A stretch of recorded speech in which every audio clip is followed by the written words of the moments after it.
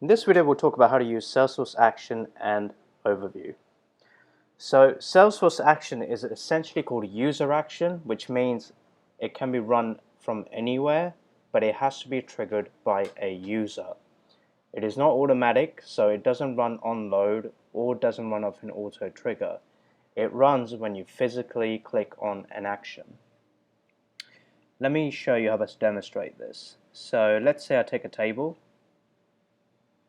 and I'm going to bring back some accounts, and I'm going to put a condition that name must contain hospital,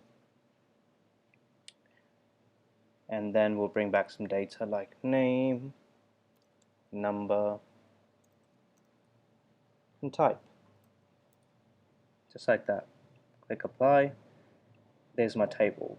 Now I don't want this data to load automatically or even through a parameter. I want it to load when somebody clicks on something. So it can be a button,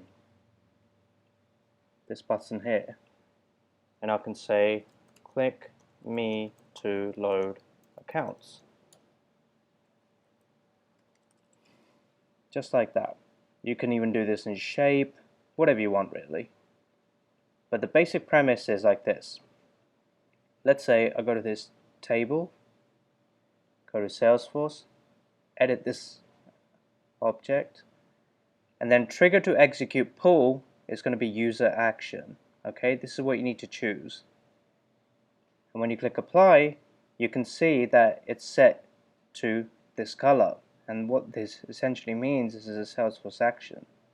You should also add some sort of description. For example, this will load accounts, so it's easier to debug.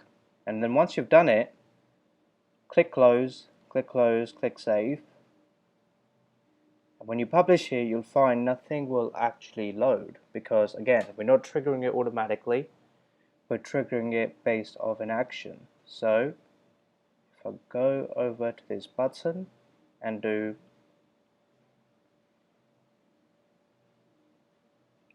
settings, interactivity, configure on-click action, Salesforce action, and this is my get.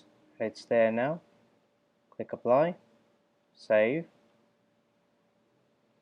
publish, launch site. We'll let it load. Nothing is going to come up, but when I click on this button, voila, there's my data. And that's the point of custom Salesforce actions, because you can trigger them from anywhere as long as someone's clicking on an action or you're triggering it based off a condition. They are really handy to use because you can trigger them off a condition also. That's also possible. So it really is unlimited use cases for this, but understand the basic premise behind it, which is you must assign it as a Salesforce action, and then you can assign it wherever you want in order to trigger it. That's how it's done.